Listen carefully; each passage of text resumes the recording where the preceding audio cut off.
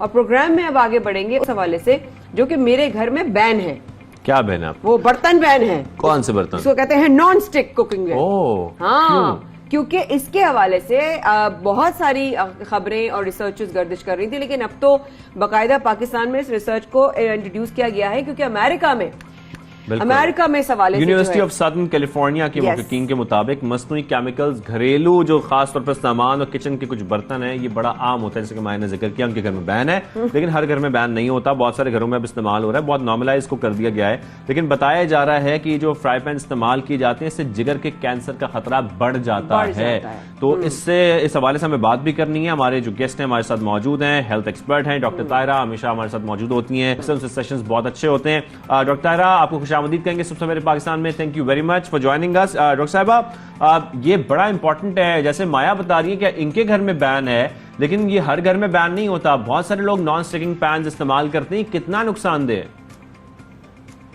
है? तो बहुत ज्यादा नुकसानदेह, और जितनी भी आप मसनूई चीजों की तरफ जाएंगे वो नुकसानदेह होंगे। एक्चुअली जो नॉन स्टिक पैन्स है उनके ऊपर एक कोटिंग होती है, और पहले PFOA के नाम से एक कोटिंग होती थी, और अभी भी जितने भी चीप मटेरियल के ये पैन्स हैं इनके ऊपर ये परफ्लोरोऑक्टेनोइक एसिड की कोटिंग है।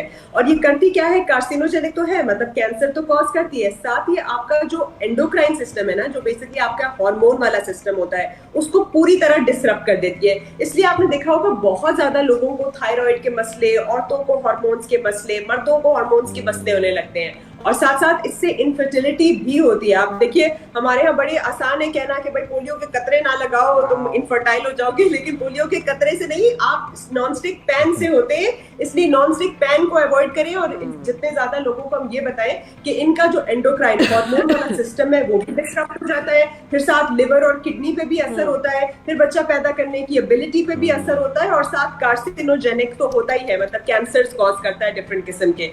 तो इससे बड़ा केयरफुल होना होता है कि मजे की बात है ना डॉक्टर जी, एग्जैक्टली कितनी मजे की बात है जिस तरह आप बता रही हैं डिटेल्स।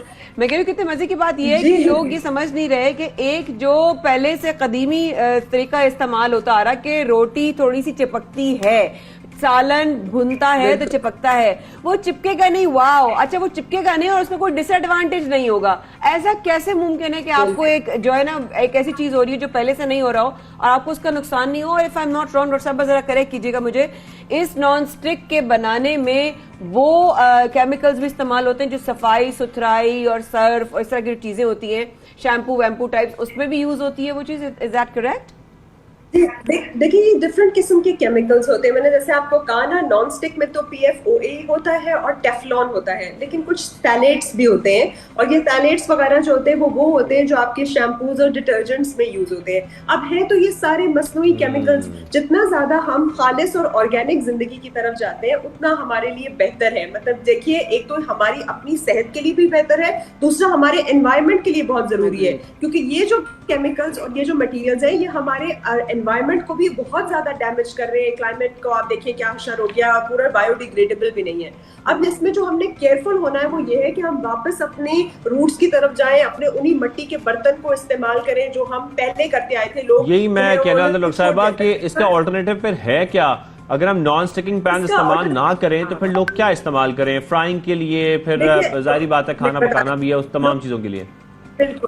बिल्कुल, लोग जो है ना मिट्टी के बर्तन है, स्टोन वेयर होता है, आपका स्टेनलेस स्टील ठीक है, या फिर कास्ट आयरन जो आपके लोहे के बर्तन है वो सही होते हैं। अगर आप वही बर्तन इस्तेमाल करें, जैसे आयरन हो गया, स्टोन वेयर हो गया, पत्थर के बर्तन हो गए, या जैसे पहले से मिट्टी के होते थे, तो वो बेस्ट होता है। दूसरे नंबर पे ये आपने करना होता है कि अगर आप ये वाले बर्तन इस्तेमाल भी कर रहे हैं तो उनको वो जो स्टील वायर होती है ना उससे बिल्कुल नहीं आपने स्क्रब करना, और बहुत ज्यादा ओवर हीट नहीं करना, और आपने खाली पैन को चूल्हे पे नहीं रखना कि वो हीट अप हो गया, और बहुत लंबे अरसे भी यूज नहीं करना होता। मतलब अगर तो आप ये कर ही रहे हैं बर्तन यूज, तो आपने 2 या 5 साल से ज्यादा इसको यूज नहीं करना, क्योंकि इनका फिर वो छोड़ना शुरू हो जाएंगे मेटल को ना।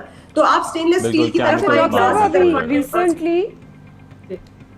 अभी रिसेंटली मैंने एक चीज नोट की थी और वो मैं आपसे शेयर करना चाह रही हूँ, उससे आप जरा रोशन डालिएगा। वो ये कि एक नॉन स्टिक तवा जो है, समझिए 15-20 दिन के अंदर उसके अंदर बॉयल्स आना शुरू हो गए थे, ठीक है, जो तवा था। अच्छा, अब चूंकि वो लिया गया था कि पतीलियों पे दम वगैरह रखने के लिए कि चलो इस्तेमाल आ जाए, क्योंकि हमारे यहाँ वो लोहे का और स्टील का जो है वो जो उल्टा तवा होता है वो इस्तेमाल होता है। तो वो जो बॉयल था ना उसका वो उठने लगा और मैंने कहा यार पहले इनकी लाइफ थोड़ी बेहतर होती थी और अब ये जो है ना 15 से 20 दिन में उसकी पूरी एक लेयर के अंदर ना वो एक बॉयल आना शुरू हो गया। बिल्कुल जी। असल में देखिए आप हर चीज के अंदर ना इन्फ्लेशन के साथ साथ चीप मटेरियल इस्तेमाल होना शुरू हो गया है, शॉर्टकट्स की तरफ लोग आना शुरू हो गए, अपने रवैयों में भी आ गए और उसी तरह से आपकी जितने भी प्रोडक्ट्स हैं उनके अंदर भी आ गए हैं। हर चीज डिस्पोजेबल और टेम्पररी होती जा रही है। तो इसलिए अगर हम, वही मैं पहले बता रही थी ना कि हम अगर कदीम तरीकों की तरफ चले जाते हैं हमें लगेगा कि हाँ रिग्रेसिव है, लेकिन यकीन मानिए हमारे गाँव के घर, हमारे गाँव का जो खाना है और प्लस बर्तन भी वही बेहतर है। हमें शहरी जिंदगी की तरफ आते तो हैं लेकिन मेरी बीमारियां ही पाल रहे हैं अपने लिए।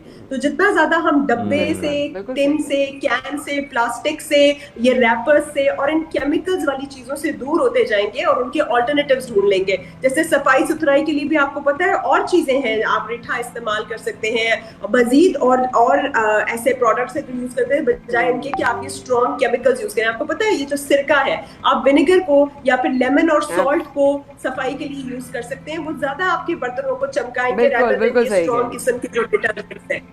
मतलब वो कंपनीज भी यही बताती हैं कि इसके अंदर विनेगर और लेमन है तो वो हम खुद ही इस्तेमाल कर लें, ज्यादा बेहतर है। Thank you very much doctor साहिबा, बहुत शुक्रिया आपने हमें ज्वाइन किया। Thank you for your time. आप जब आती हैं बहुत अच्छा लगता है आपसे बात करके।